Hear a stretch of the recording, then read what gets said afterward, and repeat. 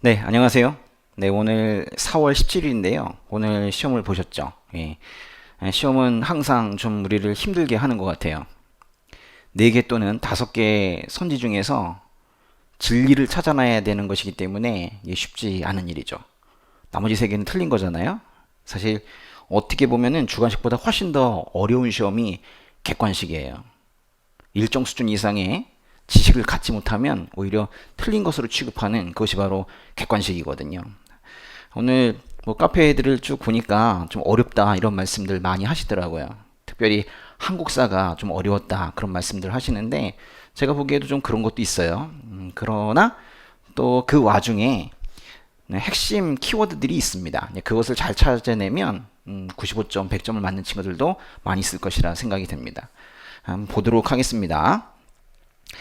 첫 번째 문제는 다음 시기를 지은 왕의 재위 기간에 있었던 사실은 그랬는데요. 다음 왕이 누구냐는 거예요. 퍼플라는 저 꾀꼬리. 물론 이렇게 한국어로 해놓지는 않았겠죠. 분명히 한문으로 해놨을 텐데 퍼플라는 저 꾀꼬리 황조가입니다. 그렇죠? 이 황조가는 누가 지었어요?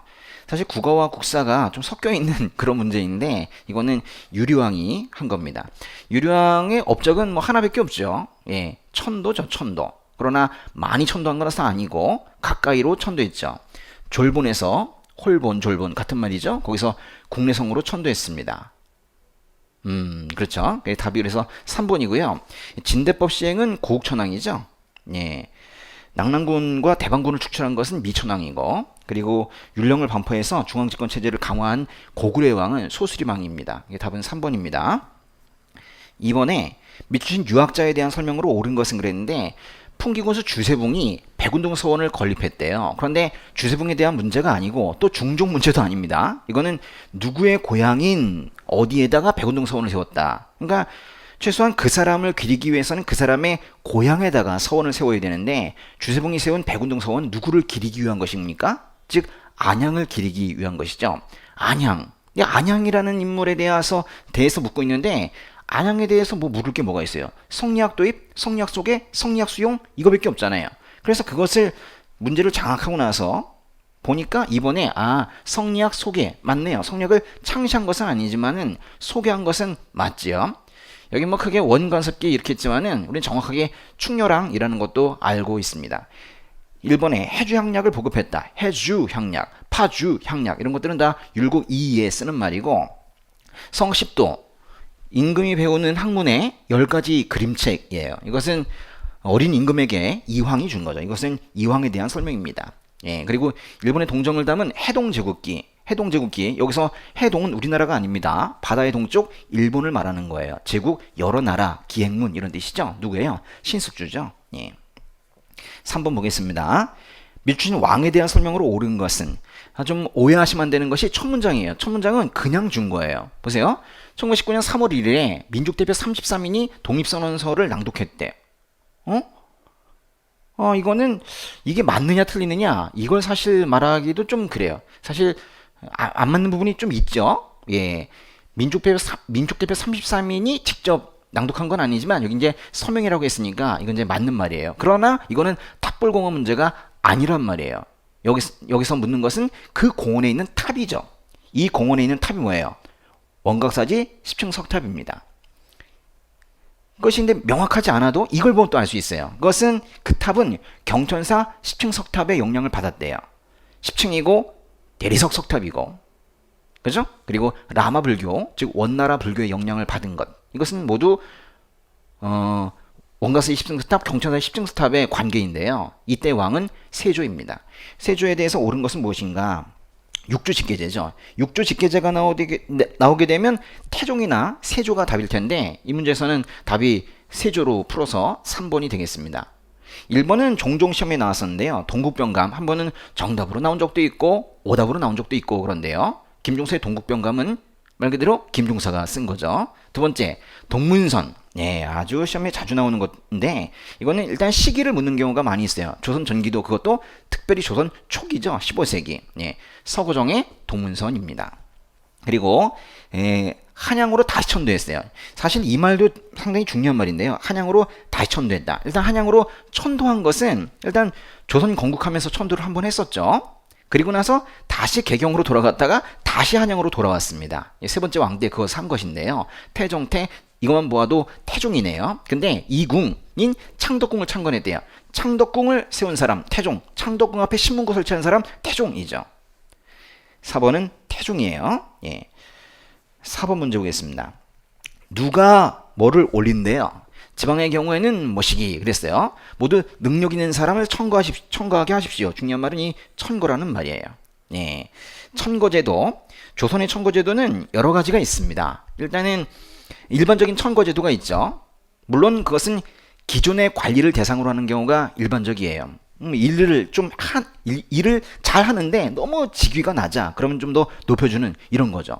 그리고 나서 실제적으로 중종 때 실시된 것은 현령과라는 것이 있고, 뭔가 주장을 했지만 제대로 되지 않은 실학자의 주장, 이게 공고제라는 게 있죠. 이거는 현령과일 것 같아요. 왜냐하면 여기 현령과란 말이 나오거든요. 그러니까 우리나라에서 만든 이런 용어들은 실제로 우리나라에서 창작한 건 별로 없어요. 다 중국의 어떤 것을 따라한 이런 겁니다. 그죠? 예, 이것은 말 그대로 현령과네요. 근데 누가 올린 거래요? 그러니까 중종 때 조광조가 올린 거겠죠. 그래서 이 인물은 조광조입니다. 그래서 답은 1번인데요. 답이 좀 쉽네요. 그죠? 조광조의 기묘사화. 그래서 조광조를 뭐라고도 불러요? 기묘살입니다. 뭐 이렇게 부르기도 하는데요. 조의제문을 사초에 실었다. 이건 잘 보셔야 되는데 물론 답은 아닙니다. 예. 조의제문 자체는 김종직이 쓴 거지만 그것을 사초에 실은 사람은 김일손이죠. 그의 제자입니다. 문정왕후의 수렴청정은 이때 이제 같이 나와야 되는 것은 일단 어느 왕 때예요. 명종 때고 이때 보우라는 승려가 같이 나올 수도 있는데 그것을 지지했대요. 이렇다면 이것은 조금 더 신경을 써야 되는데 문정왕후 명종 때 우리가 생각해야 되는 인물이 있어요. 명종 시작하면서 을사사화로 시작이 되었죠. 을사사화 때 누가 이겼어요? 윤원영이 이기고 윤임이 졌죠. 그래서 사실은 윤원영이 문정왕후의 수렴청정을 지지했거든요. 그래서 근데 딱 윤원영이다 이렇게 한 사람만 얘기하긴 그렇지만은 윤원영이 대표적인 것이어서 제가 윤원영 등 이렇게 했어요. 네 번째, 연산군의 생모 윤씨를 패배하는데 동조했대요. 동조한 사람이 한두 명이 아닐 겁니다. 응? 반대 세력은 다 동조했을 텐데 그래서 이때 동조한 사람들이 사실 갑자사화 때 모두 숙청당했죠. 근데 이것은 여러 사람인데 그냥 성종 등 뭐 이렇게 표현하면 됐겠어요. 그죠? 패비윤 씨가 죽은 것은 바로 그 전왕 때 죽었거든요. 5번 문제. 신석기 시대 유적과 유물을 바르게 연결한 것을 모두 골라라 그랬는데 신석기 시대 일단 양양오사님 여기서 뭐가 나왔어요? 흙으로 만든 안면상이 나왔는데 조상 숭배 신앙을 얘기하고 있기 때문에 이거는 신석기 맞고요. 덧무늬 토기가 여기서 발견이 됐대요. 우리 신석기 시대의 토기들이 어떤 게 있어요? 이름 미무늬 토기, 덧무늬 토기, 또 눌러찍기 무늬 토기가 있죠. 그래서 신석기 초기에 이런 토기들이 나왔어요. 이덧눌 그리고 빗살무늬 토기 서울 암수동에서 깨지지도 않고 온전하게 발견이 된 빗살무늬 토기가 많이 나왔는데요. 이건 빗살무늬 토기는 뭐 신석기의 대표 토기입니다. 그러면서 신석기 중기의 토기이죠. 니은도 맞고요. 근데 공주석장리나 미송리시 토기 이런 말들은 다 청동기인데요. 사실 이거죠. 뭐뭐 리식, 뭐뭐 리형, 뭐뭐 리식, 가랑 리식, 미송 리식, 송국 리식 이런 말들이 나오게 된다면 이건 다 청동기대로 풀어야 되는 거예요. 그렇죠? 사실 요거 두 개도 사실 잘 맞진 않죠. 그렇죠? 예. 둘 다 청동기의 의미예요. 부산 동삼동 유적은 신석기 시대 유적입니다. 여기서 조이 껍데기 가면이 나왔고요. 그런데 오른쪽에 있는 아슐리안 주먹도끼는 동아시아 찌개와 함께 경기도 연천 전곡리에서 나왔단 말이에요. 이것은 구석기 시대 유적이죠. 막 섞어놨어요. 그래서 정확하게 맞는 것은 1번 기억과 니은입니다. 6번 보겠습니다. 이 문제 참 재미있어요. 고구려의 침입으로 한성이 함락되자 수도를 웅진으로 옮겼대요. 웅진천도죠. 웅사찌요, 그죠? 곰사찌요, 웅사찌요. 또 성왕은 사비로 도부로 옮겼대요. 4538 버릴 테니까 4538이에요. 그래서 웅사찌요 4538 이거 두 개인데 이건 어느 나라 사건이에요? 백제잖아요. 근데 백제의 사건을 주고 나서 물은 건 뭐예요? 신라에서 있었던 사실을 물었어요. 그러니까 이것은 백제 사건을 보면서 신라의 왕을 골라야 되는 건데요.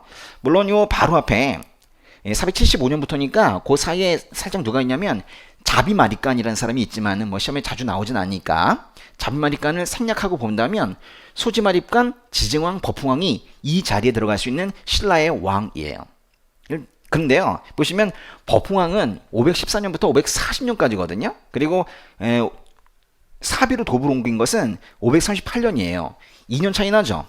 그런데 우리 항사 시험에서 2년 차이 가지고 답을 내지는 않아요. 물론 그렇게 몇 문제 냈다가 크게 욕먹은 경우가 있긴 했는데, 뭐 이런 문제 같은 경우에는 뭐 이런 것들 가지고 답이 되고 또 틀리고 이렇게 되진 않아요. 두 개는 그냥 같은 사건으로 보시면 된다고요. 그러니까 말하자면 이 사이에는 이렇게 3명 정도의 왕이 들어갈 수 있어요. 지법, 진흥왕이 아니죠. 그래서 진흥왕이 아니구나. 그런데 저 뒤쪽에 있는 문무왕이나 무열왕이나 이런 사람들을 오답으로 내진 않는단 말이야. 즉 살짝 비껴나가는 진흥왕 정도가 오답이겠죠. 근데 진흥왕이 야, 이 세 개가 다 진흥왕이네요. 그죠? 대가야를 정복했다. 진흥왕. 대가야. 그죠? 금건가야 대가야냐. 이게 매우 중요한데 결국 대창 홍제. 대창이라는 연호를 썼던 진흥왕의 경우에는 대가야를 정복을 했죠. 황초령 순수비 진흥왕 거죠. 순수비 자야 나오면 다 진흥왕이에요. 그리고 거칠부가 국사를 편찬한 것도 진흥왕 때입니다. 예. 4번에 2차전의 순교를 계기로 불교가 공인되었다. 물론 다시 한번 말씀드리지만 버풍왕의 제위기간이 좀 더 길어요. 2년 더 뒤쪽이긴 하지만은 이 불교 공인은 버풍왕이 시작하고 한 중간 정도 지났을 때 한 거거든요. 그래서 불교 공인은 527년이기 때문에 답은 4번으로 하셔야 되는 겁니다. 7번 보시겠습니다. 이거는 시대를 다 종합하는 종합 문제인데요. 시기별 대외교류에 관한 설명으로 옳지 않은 것은, 일단은 1번에 보니까 놀이사 체계가 백제 승려입니까? 그렇죠. 특별히 백제에 우리는 6세기 성왕이라는 것도 알고 있어요.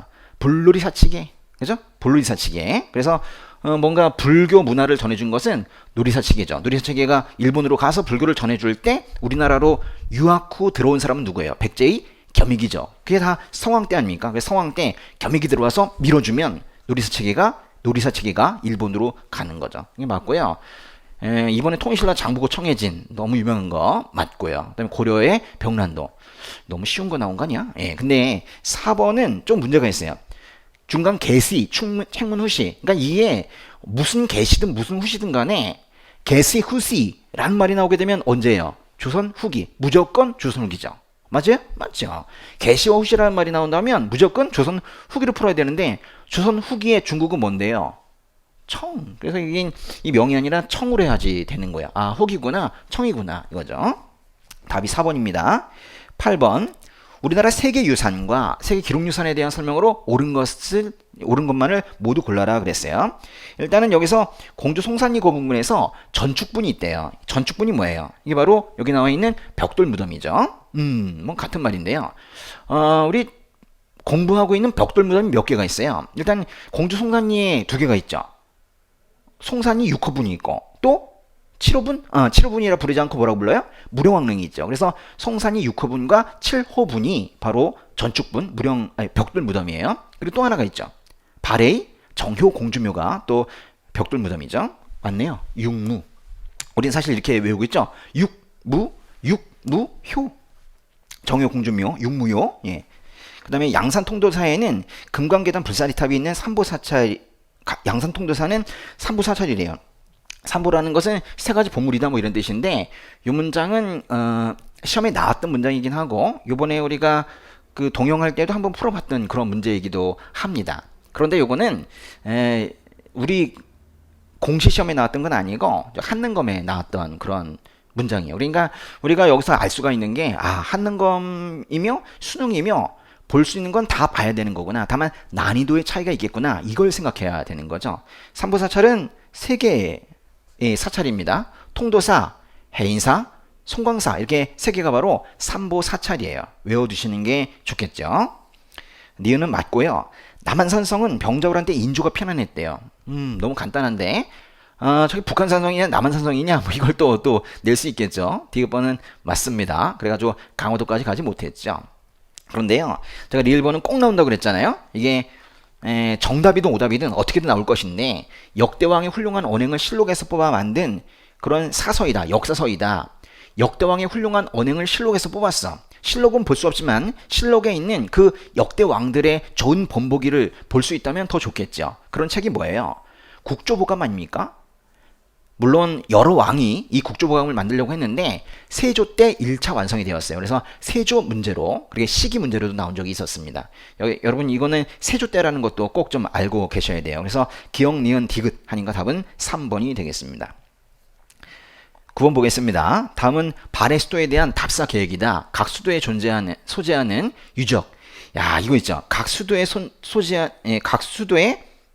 소재하는 유적. 이걸 어떻게 하느냐?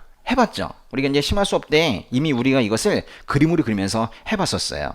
우리가 어떤 그림을 그렸었냐면, 이게 이제 우리 암기강화 워크북, 이게 심화 수업인데, 이때 우리가 이런 그림 아예 그려보지 않았습니까? 그죠? 그래서 상경에서 동경으로 가는 사람이 바로 문왕인데, 이때 동무산과 중경 사이에 정해공조묘와 정해공조묘가 있어요. 그러니까 정해공조묘와 정해공조묘는 동무산에 있어요? 중경에 있어요? 아니다. 거기 두 군데 아니고, 특별히 어디는 아니에요. 확실하게 상경은 아니죠. 그러니까 여기도 아무 데도 아닌 거야. 정해공조묘와 정해공조묘는 무조건 수도가 아닌 거예요. 그냥 우리가 이걸 3등분을 해서 정유를 써봤는데 이쯤에 정유가 있는 거예요. 그러니까 만약에 시험 문제에, 발해 문제에 수도에 있는 유적을 물으면서 정해와 정유가 나온다면 그건 무조건 오답이 되는 거예요. 그래서 여기 보니까요. 지금 뭐 돈화, 활용, 영한, 훈춘 이래가지고 좀 표현을 좀 바꿨어요. 지명 이름으로 바꿔놨어요. 그러나 여기에 뭐 중경, 상경, 동경이라는 건 다 알고 있어요. 그런데요, 여기 보니까 기역과 리을에 정효와 정해가 나왔죠. 그러니까 이거는 이 뒤에 말이 무엇이든 간에 일단 틀리는 거예요. 정효? 틀렸죠. 그죠?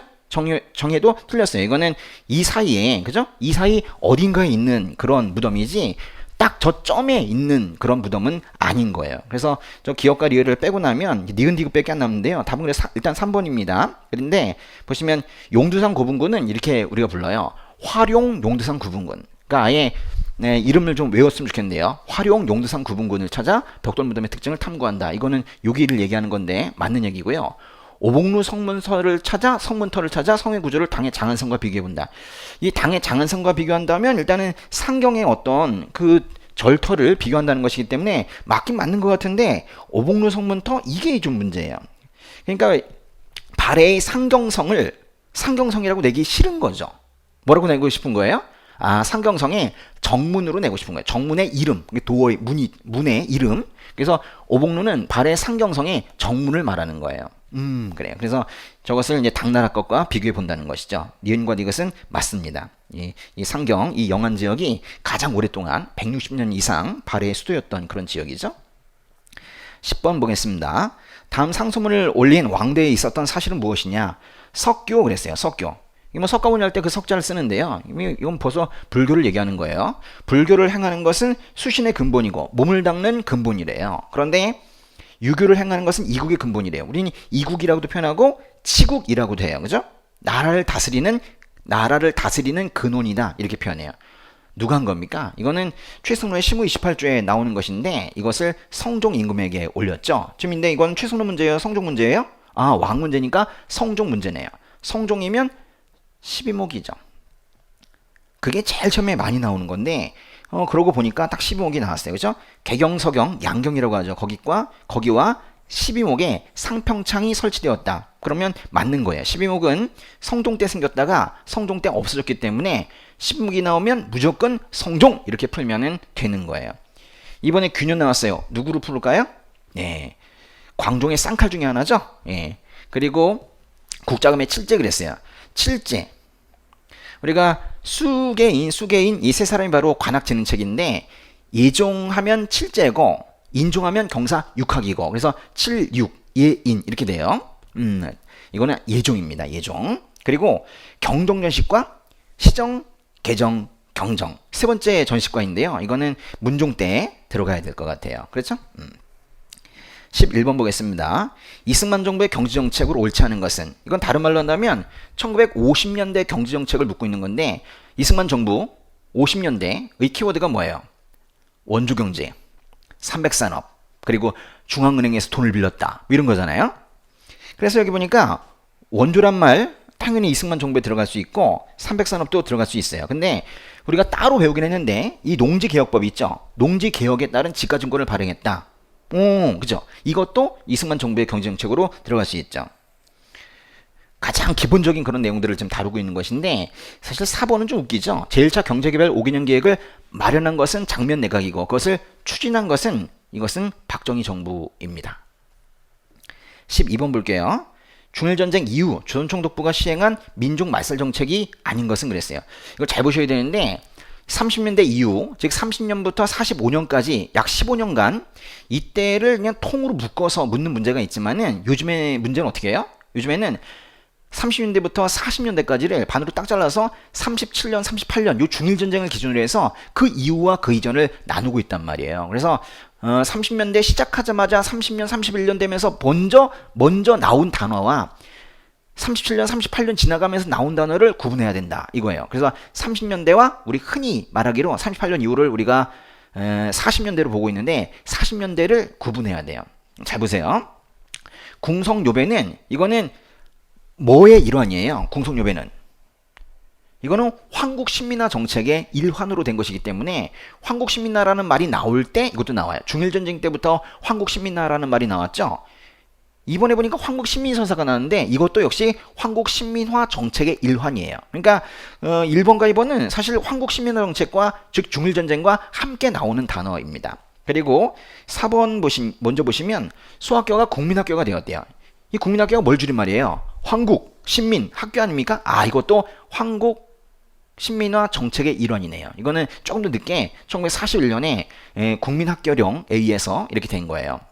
그런데요, 이게 이제 문제가 바로 남면 북양 정책입니다. 이 남면 북양 정책은 우리가 크게 보면은 30년대 이후 이렇게 말할 수 있는데 그렇다고 38년 이후냐? 그때는 제대로 되지 않았어요. 사실 남면 북양 정책은 언제냐 그러면 30년대라고 말하면 딱 맞아요.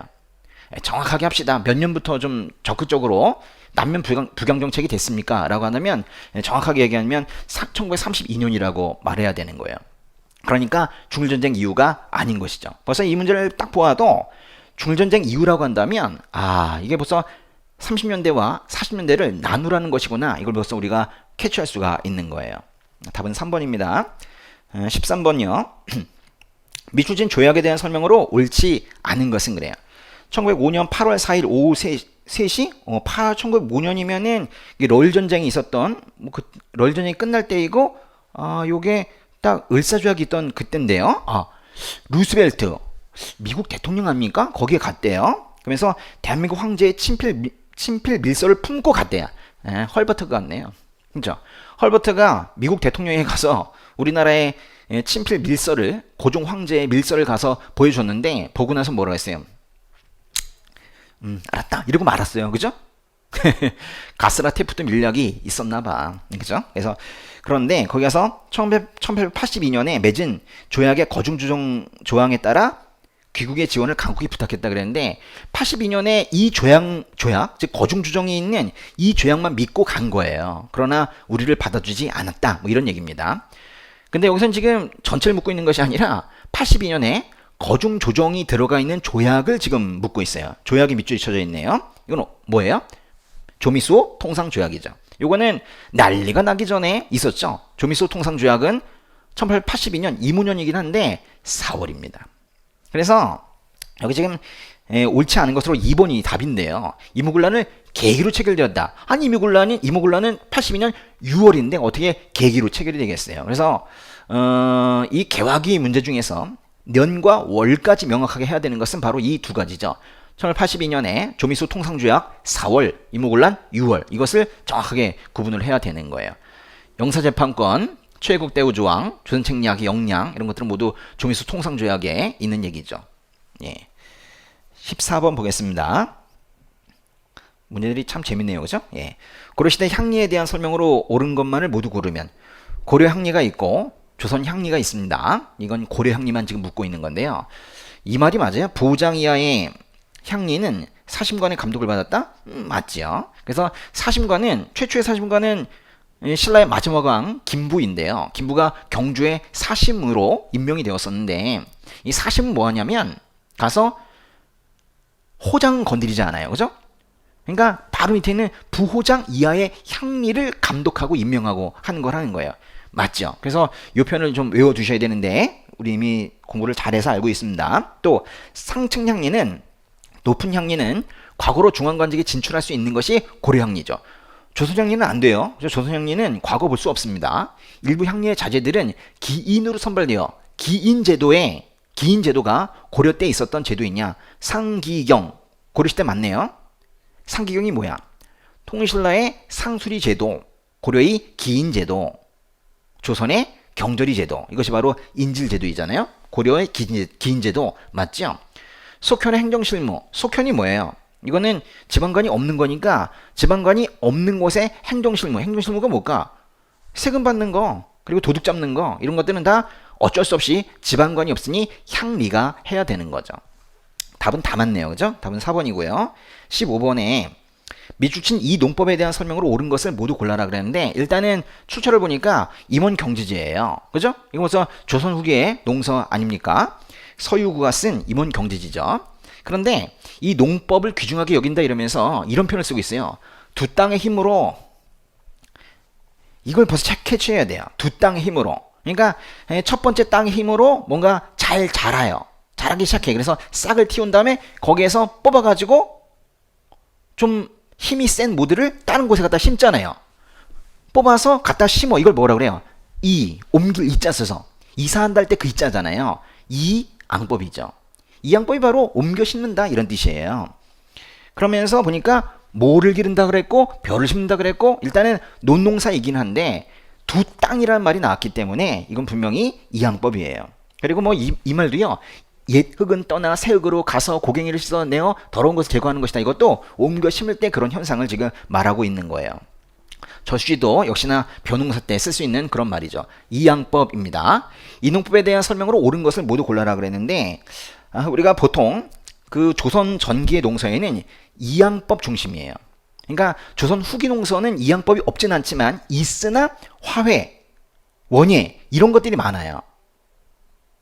그러니까 뭔가 이양법이 아닌 것들, 그 나머지 것들이 조선 후기에는 많이 나와요. 근데 조선 전기에는 일단 먹어야 되잖아. 주식이 뭔데? 쌀이잖아요. 그러니까 이양법 중심으로 된 농사가 바로 조선 전기의 농사이고 그중에 대표적인 것이 바로 농사직설입니다. 그리고 고랑에 작물을 심도록 하였다. 이건 뭐 고랑의 작물이니까 기역기역 견종법이네요. 이거는 보리재배와 관련되어 있는 것이고요. 경국대전의 수정칠상목에서 강조되었다고 그랬는데 이거 잘 알아야 돼요. 경국대전에 수정칠사가 있습니다. 그렇지만은 수령에 7가지 해야 될 일인데 그 중에 하나가 권농이라는 게 있긴 있어요. 그렇지만 이 권농이 이양법을 잘하자 이런 표현을 쓰기보다는 권농 여기서는 뭔가 누에치기 있죠. 이런 것들을 잘하자는 그런 얘기를 하고 있어요. 그래서 권농이 없지는 않으나 여기에 이양법이 중심은 아니다. 이걸 좀 아셔야 되고 직파법보다 풀 뽑는 노동력을 절약할 수 있었다 그랬는데 직파법이 뭐예요? 직파법, 바로 뿌리는 거.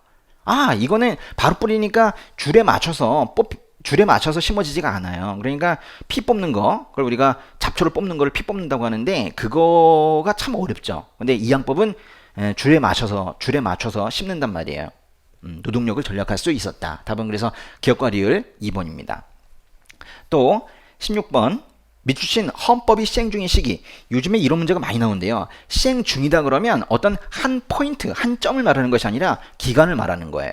그래서 특별히 거기에 아주 나오기가 좋은 것이 시행 중이다라는 것에 좋은 게 바로 헌법이에요. 헌법. 그죠? 헌법은 다음 개헌이 있을 때까지는 계속 시행이 되고 있는 거니까요. 그렇죠? 근데 벌써 첫 줄만 보더라도 이거는 유신헌법이라는 거, 제7차 개헌이라는 거 이미 알 수 있죠. 긴급조치. 그래서 끝에 보니까 입법, 사법, 행정 3권이 한 사람의 집권자에게 대통령이죠. 집중되고 있다. 뭐예요? 유신헌법입니다. 근데 중요한 건 뭐냐면 유신헌법은 언제부터 언제까지 시행이 됐어요? 즉 8차 개헌이 될 때까지는 7차 개헌 유신헌법이 계속 적용이 되고 있었겠죠. 1972년 10월부터 1980년에 전두환 정부가 들어설 때까지 그때까지 계속 적용이 되고 있었던 거예요. 이 사이에 79년 부마 민주항쟁이 있습니다. 이 답은 그래 1번이고요. 국민교육헌장 이건 늘 순서 문제로 나오는데요. 이건 68년입니다. 꼭 기억하셔야 되고 칠산하고 공동혁명 이게 좀 재밌는데 이게 1972년 7월이긴 하지만 1972년이지만 7월이기 때문에 유신헌법은 10월이거든요. 그 전이죠. 또 한일협정 체결을 반대하는 63 시위 63을 63년으로 63 시위를 63년으로 해도 그게 틀리진 않아. 1년 차이로 문제를 내지는 않으니까요. 네, 정확하게는 64년이죠.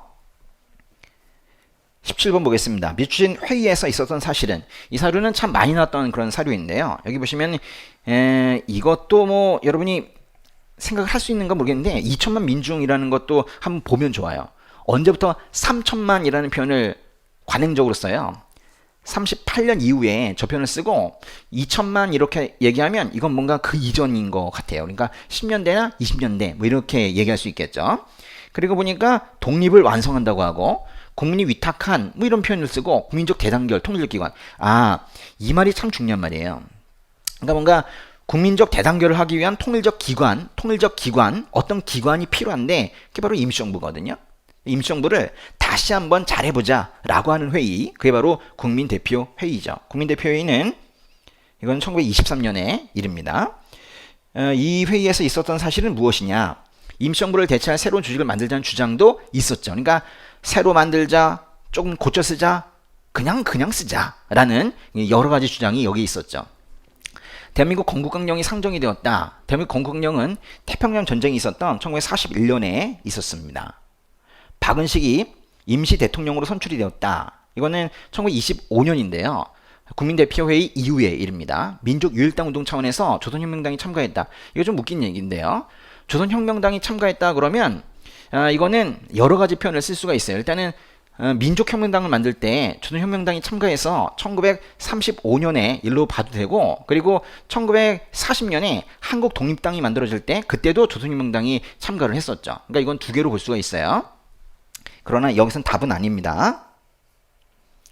18번 다음 법령에 따라 시행된 사업에 대한 설명으로 옳은 것은 제 4조는 꼭 시험에 나온다고 그랬죠. 토지 소유자는 이렇게 시작해요. 그리고 뭐뭐 해야 된다? 신고해야 된다. 그래서 일제히 토지조사 사업은 신고주의라고 그랬어요. 신고 안 하면 뺏겨. 그게 바로 일제히 토지조사 사업이에요. 그리고 점점점으로 연결되어 있는 이거 있죠? 정말 독특하게 소재, 지목, 자본호, 사표, 등급, 지적, 필수 이 자본의 이 자자가 이게 한문으로 나와야 되는데 이번에는 한문이 빠졌네요. 어쨌거나 이건 토지조사령의 일부이고 이것에 따라서 있었던 사업은 토지조사 사업입니다. 이 시행된 사업에 대한 설명으로 옳은 것은 그랬어요. 토지조사 사업으로 많은 땅을 뺏겼는데 뭐 신고 안 한 땅은 당연히 뺏겼지만은 나라가 없어졌는데 나라 땅 또는 공적인 토지 이런 거 있으면 뭐예요? 다 뺏긴 거죠. 그래서 역둔토, 궁정토 이건 말 그대로 역거고 이건 궁건데요. 이걸 다 총독부 소유로 만들었다. 다 뺏겼죠. 그래서 토지조사 사업으로 탈취된 토지의 리스트를 우리가 쭉 외워야 돼요. 그죠? 농산공부를 중후기관으로 했다. 이거는 일제시대 때 쓰는 말이 아닌데요. 농산공부는 여기 나오는 대로 7부 중에 하나입니다. 그죠? 이거는 제2차 가부개혁에서 쓰는 그런 말이죠. 그 다음에 동양척식회사를 설립했다 그러면 물론 동양척식 주식회사가 이게 일제강점기까지 가긴 했지만은 그래서 1926년에 나석주한테 폭탄도 한 대 맞았잖아요. 그런데 이것 자체가 만들어진 건 언제냐? 이거는 1908년이에요. 일제강점기가 시작되기 전에 만들어졌죠. 또 춘궁태치 봄에 그 보릿고개 때 너무 힘들잖아요. 또 농사부채 근절 춘궁태치와 농사부채 부자가 뭐예요? 빚 이것을 근절하는 것을 목표로 내세웠다. 이거는 이렇게 되면은 이제 농가의 생활이 좀 안정이 된단 말이에요. 이게 바로 농촌진흥운동입니다. 예. 답은 2번이에요. 19번 개항기 무역에 대한 설명으로 옳지 않은 것은 무엇이냐 그랬어요. 개항장에서 조선인 객주가 중개활동을 했대요. 아니 객주가 중개활동을 합니까? 그렇죠. 객주와 여각과 객주가 원래는 중개상이 아니에요. 그렇지만은 중개상 역할을 했죠. 여관하고 식당하고 이러면서 객주가 중개활동을 한 거예요. 그렇죠? 원래 정의와는 달리 이렇게 되었다는 거예요. 2번이 틀렸는데 예전에도 이거에 시험에 나온 적이 있었어요. 천국에서의 수입액이 일본을 앞질렀다. 개항기 무역, 조청 무역장정 뿐만이 아니라 강화도 조약 이후에 이 상황이 맞냐는 거예요. 청나라가 일본을 이겼다. 뭔가 정치적으로 외교적으로 뭐 이모군란을 청나라가 진압을 했고 갑신정변을 청나라가 진압했고 그래가지고 뭔가 외교적으로 뭔가 청나라가 우리나라에 끼치는 영향력이 커진 거는 맞지만은 한 번도 경제적인 면에서는 일본을 이기지 못했어요. 능가하지 못했어요. 초과하지 못했어요. 그래서 이건 사실관계를 알아야 돼요. 청나라는 일본을 경제적인 면만큼은 이긴 적이 없었다. 답은 2번이고요. 일본 상인은 면제품을 팔고 쇠가죽, 쌀, 콩 등을 구입했다. 그랬는데 여기 지금 일본 상인이 뭘 팔아요? 처음에는 영국산 면제품을 팔다가 나중에는 일본이 직접 만들어서 팔았죠. 맞는 얘기고. 이게 좀 중요해요. 지난번 한 시험에서 조일 무역규칙 다음이 조일 통상장정인데 그 두 개를 모두 조일 통상장정이라고 불렀어요. 그러니까 말하자면 조일 무역규칙은 조일 통상장정이라고 부르고 조일 통상장정, 우리가 흔히 부르고 있는 1883년에 조일 통상장정은 개정 조일 통상장정 이렇게 불렀는데 그렇게 부르는 사람의 입장이에요. 그래서 보세요. 개정된 조일 통상장정이 바로 우리가 얘기하는 조일 통상장정 1883년이에요. 키워드가 뭐예요? 관세 최방이죠. 방이 뭐예요? 방공령이죠. 방공령이 바로 곡물 수출 금지를 내용으로 하는 것입니다. 요거는 요 표현이 뭔지를 좀 알아두셔야 되는 거예요. 아주 중요합니다. 마지막 문제 보겠습니다. 밑줄진 그에 대한 설명으로 옳은 것은 뭐 그가 누군지 뭐 생각하기 어려우면 이건 보시면 돼요. 매천야로. 황현의 매천야로. 주로 누구 얘기를 하고 있어요? 그렇죠. 아니 이게 출처만 보더라도 흥선대원군 얘기를 하고 있잖아요. 늘 여기서 나오죠. 군포를 거뒀는데 군포를 거뒀어요. 근데 사족들 양반들에게는 좀 다른 말로 바꿔서 거뒀어요. 동포, 호포 이래가지고 거뒀죠. 동포전이라고 한다 그랬어요. 이거는 호포제를 말하는 거예요. 흥선대원군이죠. 만동묘 건립을 주도했다 그랬는데 이거는 이제 만동묘는 일단은 송시열이 유지에 의해서 송시열이 만동묘를 세워주세요 이래가지고 이제 세운 것은 맞는데 지금 그걸 말하려고 하는 것은 아니라 흥선대원군이 아니라는 걸 말하려는 거예요. 흥선대원군은 만동묘를 철폐했죠. 서원을 철폐하면서 만동묘도 철폐했죠. 건립은 아니죠. 두 번째 궁극기무처 총재는 김홍집입니다. 예. 통리 김우함을 폐지하고 오군영을 부활했다. 이게 언제 한 거예요? 이모군란 때 한 거죠. 탕평 정치를 정리한 만기요람 이것도 꼭 알아야 되는데 국조보감만큼이나 중요한 것이 바로 만기요람이에요. 국조보감은 언제라고요? 세조 때. 근데 만기요람은 누가 썼는지가 중요한데 누구예요? 서영보죠? 예, 그래요. 서영보가 누굽니까? 정약용 유배에서 해제되는 것을 막았던 뭐 그런 사람이 바로 서영보죠. 예. 여기까지 해서 20문제 다 풀어봤습니다. 예. 문제 중에는 좀 더 신경 써야 되는 생각을 해야 되는 그런 문제도 있지만은 잘 들여다 보면은 충분히 맞출 수 있는 그런 문제들이었었어요. 오늘 조금 어려운 내용들도 여러분이 다시 한번 연구를 해서 명확하게 내 것으로 만드는 그런 시간 가졌으면 좋겠습니다. 예. 수고하셨습니다.